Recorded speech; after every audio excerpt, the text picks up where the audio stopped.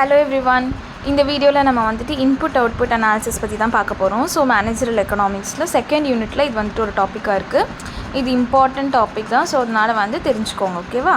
So இதுக்கு முன்னாடி இருக்கிற வீடியோஸ் எல்லாம் பார்க்கணுன்னா இந்த வீடியோட டிஸ்கிரிப்ஷனில் பிளேலிஸ்ட் லிங்க் எல்லாமே அட்டாச் பண்ணுறேன், போய் செக் பண்ணி பாருங்கள். ஸோ ஃபஸ்ட்டு இன்புட் அவுட்புட் அனாலிசிஸ்னால் என்ன அப்படின்னு பார்க்கலாம். Input output analysis is a method used to study the relationship between different industries in an economy. So நிறைய இண்டஸ்ட்ரீஸ் இருக்கும். ஒரு கண்ட்ரி இருக்குனாலே அதில் வந்து நிறைய இண்டஸ்ட்ரீஸ் இருக்கும். ஸோ ஒரு எக்கனாமியில் ஸ்டீல் இண்டஸ்ட்ரி, இந்த மாதிரி வந்துட்டு ஆட்டோமொபைல் இண்டஸ்ட்ரி நிறைய இருக்கும். ஸோ அதை பற்றியெல்லாம் படிக்கிறது தான் வந்து input output analysis. It shows how the output of one industry is used as input by another industry. So ஒரு இண்டஸ்ட்ரியோட இன்புட்டை வந்துட்டு அவுட்புட் வந்துட்டு இன்னொரு இண்டஸ்ட்ரிக்கு இன்புட்டாக இருக்கும். கரெக்டாக இது நம்ம நிறைய இடத்துல பார்த்துருப்போம். ஒரு இடத்தோட ரிசல்ட் தான் வந்து இன்னொருத்தவங்களுக்கு வந்து ஒரு ஸ்டார்டிங்காகவே இருக்கும். ஸோ அந்த மாதிரி தான் வந்து இந்த relationship input output. Okay, so purpose எதுக்காக வந்து நம்ம இது மேனேஜரல் எக்கனாமிக்ஸில் யூஸ் பண்ணுறோம்? ஃபர்ஸ்ட் வந்துட்டு to understand inter dependence between sectors.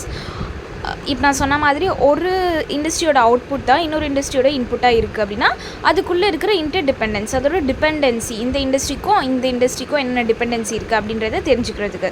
அப்புறம் செகண்ட் வந்து to help in planning production. So ஒருத்தவங்களுக்கு வந்து இன்புட்டே தேவை அப்படின்னா என்னோடய அவுட்புட் வந்துட்டு அதுக்கேற்ற மாதிரி ப்ரொடக்ஷனில் வந்து கரெக்டாக இருக்கணும். நான் ஒரு 50 யூனிட்ஸ் கொடுத்தா கரெக்டாக இருக்கும் அப்படின்றது தெரிஞ்சு நான் வந்து 50 யூனிட்ஸ் ப்ரொடியூஸ் பண்ணேன்னா அது வந்து அந்த 50 வந்து அவங்க ஒரு இன்புட்டாக எடுத்துப்பாங்க. ஸோ ப்ரொடக்ஷன் பிளானிங்க்கு இது வந்து ஹெல்ப்ஃபுல்லாக இருக்கும்.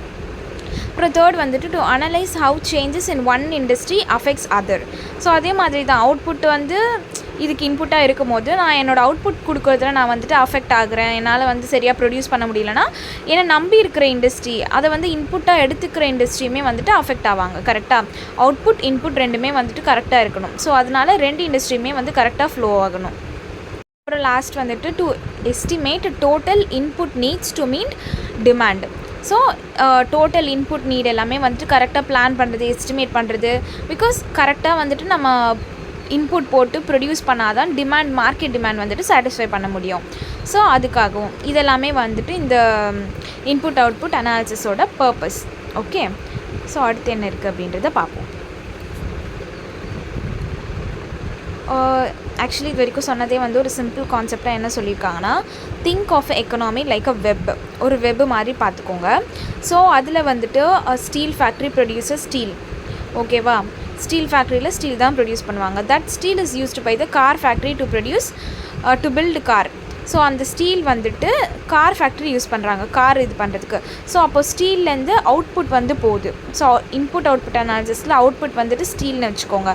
அதை யார் இன்புட்டாக எடுத்துக்கிறாங்க? Car factory. So car factory வந்து இன்புட்டை வந்து எடுத்துக்கிறாங்க. இந்த car factory sells cars to consumers and also uses tyres from the tyre company. Car factory வந்துட்டு ஸ்டீல்லேருந்து மட்டுமே வந்துட்டு இன்புட் வந்து எடுத்துக்கல, அவங்க ஆக்சுவலி டயர் ஃபேக்ட்ரியிலேருந்து அந்த டயர்ஸ் எல்லாம் எடுத்துக்க, இந்த மாதிரி அவங்களுக்கு எங்கெங்கேருந்து அந்த மெயின் பார்ட்ஸ் வேணுமோ அதெல்லாமே வந்து அவங்க எடுத்துக்கிறாங்க. ஸோ அது எல்லாமே வந்து அவங்களோட அந்த இண்டஸ்ட்ரியோட அவுட்புட்டை தான் வந்து கார் இண்டஸ்ட்ரிக்கு இன்புட்டாக கொடுக்குறாங்க. ஓகேவா? The tyre company uses rubber and so on. So இது வந்துட்டு ஒரு லூப் மாதிரி போயிட்டே இருக்குது. இப்போ நம்ம லைக் எங்கேருந்துலாம் நம்ம அவுட்புட் வாங்கணும், ஸ்டீல்லேருந்து வாங்கியிருக்கோம், டயர்லேருந்து வாங்கியிருக்கோம். பட் அதே அந்த டயர் இண்டஸ்ட்ரிக்கு எங்கேருந்து அவங்க வந்து யார்கிட்டேருந்து இன்புட் வாங்கியிருப்பாங்க? ஸோ அந்த மாதிரி தான் ஒரு இண்டஸ்ட்ரியும் ஒரு இண்டஸ்ட்ரியை வந்துட்டு டிபெண்ட் பண்ணி தான் இருக்குது அப்படின்ற மாதிரி சொல்லியிருக்காங்க. So each industry depends on others. That is what input output analysis shows. So இந்த மாதிரி இந்த டிபெண்டன்சியை பற்றி பார்க்குறது தான் வந்து இன்புட் அவுட்புட் அனாலிசிஸில் நம்ம வந்து தெரிஞ்சுக்கிறோம். ஓகேவா? இப்போ நல்லா புரிஞ்சிருக்கோன்னு நினைக்கிறேன். ஸோ இதில் இருக்கிற ஸ்ட்ரக்சர், இந்த மேட்ரிக்ஸாக நீங்கள் பார்த்தீங்கன்னா இன்னுமே உங்களுக்கு புரியும். இப்போ வந்துட்டு இதே தான் steel, tyres, cars, final demand, total output, இந்த மாதிரிலாம் இருக்குது. ஸோ ஸ்டீல் எடுத்துக்கிட்டிங்கன்னா ஒரு 100 எடுத்துக்கிறீங்கன்னு வச்சுக்கோங்களேன். ஸோ ஸ்டீல் வந்துட்டு 100. அதே மாதிரி டயர்ஸ் வந்துட்டு 30, கார் வந்துட்டு 70. சொன்னது வந்து காலம். அதே தான் வந்துட்டு நம்ம ரோஸ்லேயும் பார்த்துருக்கோம். ஸோ மேட்ரிக்ஸ்னால் எப்படி இருக்கும்? இங்கே இருக்கிறது அங்கே இருக்குது. So x axis y axis மாதிரி. ஸோ காலம்ஸில் என்ன இருக்குன்னா வந்துட்டு column show how much input each industry buys from other. எவ்வளோ வந்து நம்ம மற்றவங்ககிட்டேருந்து வாங்குகிறோம் அப்படின்றது. இப்போ ஸ்டீல் இண்டஸ்ட்ரி 100ன்னு இருக்குது. 100னா நம்ம வந்துட்டு ஸ்டீல் வந்து மற்றவங்க கிட்டேருந்து நம்ம 100 யூனிட்ஸ் வாங்கியிருக்கோம். அதே மாதிரி தான் டயர் வந்து 13 இருக்குன்னா டயர் வந்து நம்ம மற்றவங்க கிட்டேருந்து வாங்கியிருக்கோம். கார் இண்டஸ்ட்ரியில் 70 இருக்குது. 70 யூனிட்ஸ் வந்துட்டு நம்ம மற்றவங்க கிட்டேருந்து ஸ்டீல் வந்து வாங்கியிருக்கோம். என்னென்ன வாங்கியிருக்கோம்? டயர் இண்டஸ்ட்ரிக்கு 30% வாங்கியிருக்கோம் இந்த மாதிரி. ஸோ அதே தான் ரோஸ்லேயும் இருக்குது. ஆனால் ரோஸில் வந்துட்டு how much output each industry sells to others. நான் எவ்வளோ அவுட்புட் கொடுக்குறேன், அதே மாதிரி நான் எவ்வளோ இன்புட் வாங்குகிறேன். இதுதான் வந்து இந்த ஸ்ட்ரக்சரில் போட்டிருக்காங்க. இது அவ்வளோ இம்பார்ட்டன்ட் கிடையாது, கொஞ்சம் கன்ஃபியூசிங்காக தான் இருக்கும் இதை பார்க்கும்போது. ஸோ ஜஸ்ட் வந்து பார்த்துக்கோங்க. பேசிக் கான்செப்ட் என்னென்னா, ஒரு இண்டஸ்ட்ரியோட அவுட்புட் தான் வந்து இன்னொரு இண்டஸ்ட்ரியோட இன்புட்டாக வந்துட்டு ஒர்க் ஆகுது. ஸோ எல்லாமே வந்து இன்டர்டிபெண்ட்டாக இருக்குது. அண்ட் தென் எக்ஸாம்பிள் பார்த்தீங்கன்னா, த steel industry produces 1000 tons of steel. Okay, out of this 300 tons are used by the car industry, 200 tons are used by the construction, 500 tons goes to the final consumers. இந்த மாதிரி பார்த்துக்கோங்க. ஒரு steel இண்டஸ்ட்ரியில் வந்து 1000 units வந்து 1000 tons வந்து அவுட்புட்டாக வருதுன்னா அது பிரித்து கார் இண்டஸ்ட்ரி, கன்ஸ்ட்ரக்ஷன் இந்த மாதிரி எடுத்துக்கிறாங்க. So if a car industry plans to produce more car, it will demand more steel, which means the steel industry must increase production, and this change can affect many other sectors. So இதே தான் இப்போ வந்துட்டு காருக்கு நம்ம வந்து இந்த 300 tons வந்து நம்ம கொடுக்குறோம். பட் கார் இண்டஸ்ட்ரி வந்து அவங்க இன்னும் கொஞ்சம் அதிகமாக ப்ரொடியூஸ் பண்ணணும், கார் ப்ரொடியூஸ் பண்ணணும்னா அப்போ அவங்களுக்கு அந்த ரா மெட்டீரியல் ஸ்டீலுமே வந்து அதிகமாக தேவைப்படும். கரெக்டாக? அப்போ வந்து அவங்க ஸ்டீல் இண்டஸ்ட்ரிக்கிட்ட வந்து இல்லை எனக்கு வந்து 300 tons பத்தாது, எனக்கு ஒரு 700 tons கொடுங்க, இல்லை ஒரு 600 tons கொடுங்க அப்படின்னு கேட்கும்போது ஒன்று ஸ்டீல் இண்டஸ்ட்ரீஸ் வந்து அவங்களோட அவுட்புட்டை அதிகப்படுத்தணும், இல்லை அப்படின்னா அவங்க மற்றவங்களுக்கு கொடுக்கறத வந்துட்டு கம்மி பண்ணணும். கரெக்டாக? ஸோ இந்த மாதிரியான ஒரு டிபெண்டன்சி இருக்குது. ஸோ இது வந்துட்டு மற்ற எல்லா செக்டார்ஸுமே அஃபெக்ட் பண்ணும். இப்போது இதே டைமில் வந்து 300 tons பத்தாது, எனக்கு வந்து இன்னும் எக்ஸ்ட்ராவாக 200 tons கொடுங்க அப்படின்னு கேட்கும்போது ஸ்டீல் இண்டஸ்ட்ரி என்ன பண்ணுவாங்க? 200 tonsக்கு அவங்க கன்ஸ்ட்ரக்ஷனை வச்சுருக்கதை எடுத்து கொடுத்துப்பாங்க. ஸோ அந்த மாதிரியெல்லாம் பண்ணும்போது கொஞ்சம் அஃபெக்ட் ஆகும் மற்ற செக்டார்ஸும். So this chain reaction is what input output analysis helps measures. So இதை தான் வந்து இன்புட் அவுட்புட் அனாலிசிஸ் வச்சு நம்ம வந்து பார்த்து தெரிஞ்சுக்கிறோம். ஓகே, நெக்ஸ்ட் வந்துட்டு ஒரு கேஸ் ஸ்டடி பார்த்தீங்கன்னா, you are a manager. Okay, at an automobile கம்பெனினா auto manufacturing company. Okay, so you plan to increase car production by 1000 units next quarter. அடுத்த குவார்ட்டர், அதாவது ஒரு குவார்ட்டர்னால் 3 மாதம்னு வச்சுக்கோங்களேன். அடுத்த குவார்ட்டருக்கு நீங்கள் வந்து உங்கள் காரோட மேனுஃபேக்சரிங்கை 10,000 யூனிட்ஸ் அதிகமாக 1000 யூனிட்ஸ் அதிகமாக பண்ணணும்னு நினைக்கிறீங்க. So using input output analysis you ask. இந்த அனாலிசிஸ் வச்சு நீங்கள் என்னெல்லாம் தெரிஞ்சுக்கலாம் அப்படின்னா, first how much extra steel will you need, எவ்வளோ ஸ்டீல் வந்து உங்களுக்கு தேவைப்படும். ஓகே, ஃபஸ்ட்டு நீங்கள் ஒரு 3000 tons வச்சுருக்கீங்க அப்படின்னா அடுத்த குவார்ட்டர் நான் எக்ஸ்ட்ராவாக இன்னும் 1000 யூனிட்ஸ் நான் கார் ப்ரொடியூஸ் பண்ண போகிறேன்னா அதுக்கு நான் எவ்வளோ ஸ்டீல் போடணும். ஓகே, செகண்ட் வந்துட்டு how many more tyres should be order. Correct, steel மட்டும் பார்த்தாது, ஒரு கார் ஃபுல் கார் வேணும்னா ஸ்டீல் வேணும், அதுக்கேற்ற மாதிரி டயர்ஸ் வேணும் அத்தனை காருக்கு. அப்புறம் will the suppliers steel and tyre companies be able to meet demand. நான் என்னோட ரெக்குவயர்மெண்ட்ஸை கொடுத்தா மட்டும் போதாது. ஓகே, எனக்கு வந்து இவ்வளோ வேணும் அப்படின்னு சொன்னால் பார்த்தாது. அதே அமௌண்ட் வந்து அந்த ஸ்டீல் இண்டஸ்ட்ரியாலேயும் ஸ்டீல் கம்பெனியாலேயும் டயர் கம்பெனியாலேயும் எனக்கு தர முடியுமா? அவங்க கொடுத்தா தான் நான் வந்து ப்ரொடியூஸ் பண்ண முடியும் காரை. ஸோ அவங்களுக்கு அந்த கேப்பபிலிட்டி இருக்கா அப்படின்றத பார்க்கணும்.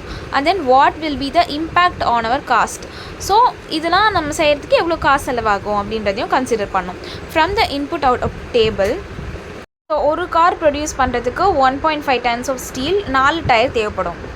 ஸோ இதே தான். அப்போ 1000 யூனிட்ஸ் வந்துட்டு 1000 கார்ஸ் பண்ணணும்னா இதை வந்து மல்டிப்ளை பண்ணிக்க வேண்டியதான் 1000. அப்போ 1.5 × 1000 4 × 1000 எப்படின்னா நமக்கு எக்ஸ்ட்ராவாக வந்துட்டு 1500 tons of steel and 4000 tyres தேவைப்படும்.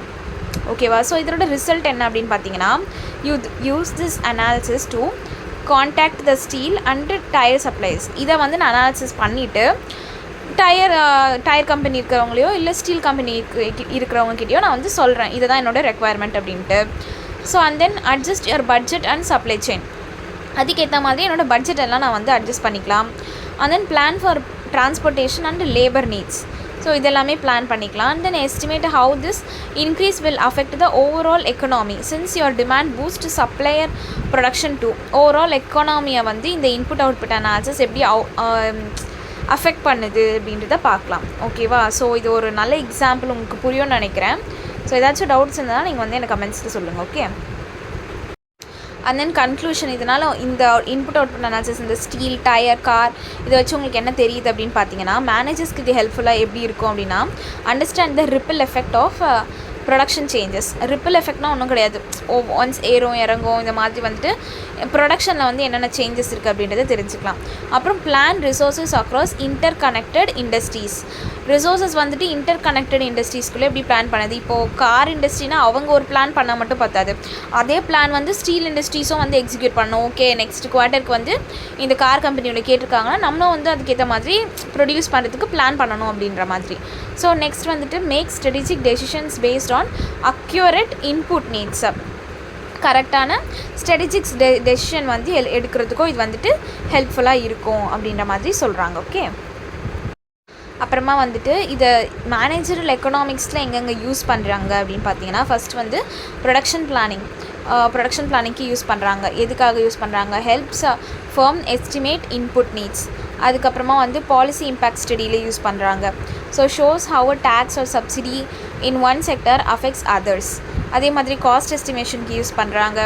Understand total cost structure through input dependencies. ஃபார்காஸ்டிங்க்கும் யூஸ் பண்ணுறாங்க. Predict the effect of a demand change in one sector on the whole economy. So இதெல்லாமே ஜஸ்ட் ஒரு யூஸ் கேசஸ் மாதிரி தான். Just புரிஞ்சுக்கோங்க. இந்த மாதிரி இந்த இன்புட் அவுட்புட் அனாலிசிஸை வந்து ப்ரொடக்ஷன் பிளானிங்க்கு யூஸ் பண்ணுறாங்க, பாலிசி இம்பேக்ட் ஸ்டடிக்கு யூஸ் பண்ணுறாங்க, காஸ்ட் எஸ்டிமேஷன், ஃபார்காஸ்டிங் இதுக்கு எல்லாமே வந்துட்டு ஹெல்ப்ஃபுல்லாக இருக்குது. ஸோ இதெல்லாமே வந்துட்டு சம்மரி, இது வரைக்கும் பார்த்ததுக்கான சம்மரி. ஸோ டெஃபினிஷன் வந்துட்டு என்ன அப்படின்றத இன்புட் அவுட்புட் அனாலிசிஸ்க்கு ஆல்ரெடி பார்த்தாச்சு. அ method to study how industries depend on each other for inputs and outputs. எப்படி வந்துட்டு ஒரு இன்புட்டோ ஒரு அவுட்புட்டோ எப்படி வந்து இன்டிபெண்ட்டாக இருக்குது அப்படின்றத பார்த்தோம். அண்ட் தென் மெயின் யூஸ் வந்துட்டு பிளானிங், ஃபார்காஸ்டிங், ரிசோர்ஸ் அலோகேஷன் இப்போ லாஸ்ட் ஸ்டைலில் பார்த்தது தான். and then example வந்துட்டு steel used by car industries, car used by consumers. இது மாதிரி ஒரு செயின் வந்து போயிட்டே இருக்குது. ஒரு இண்டஸ்ட்ரியோட அவுட்புட் வந்து இன்னொரு இண்டஸ்ட்ரிக்கு இன்புட்டாக இருக்குது. அதுக்கப்புறம் டூல்ஸ் யூஸ்டு, என்ன டூல்ஸ் யூஸ் பண்ணுறோன்னா வந்து மேட்ரிக்ஸ் பார்த்து நம்ம வந்துட்டு யூஸ் பண்ணுறோம். ஸோ இதெல்லாம் தான் இன்புட் அனாலிசிஸில் பார்த்துருக்கோம். ஸோ ஏதாச்சும் டவுட்ஸ் இருந்ததுன்னா கமெண்ட்ஸில் சொல்லுங்கள். சேனலை சப்ஸ்கிரைப் பண்ணிக்கோங்க. Okay, thank you.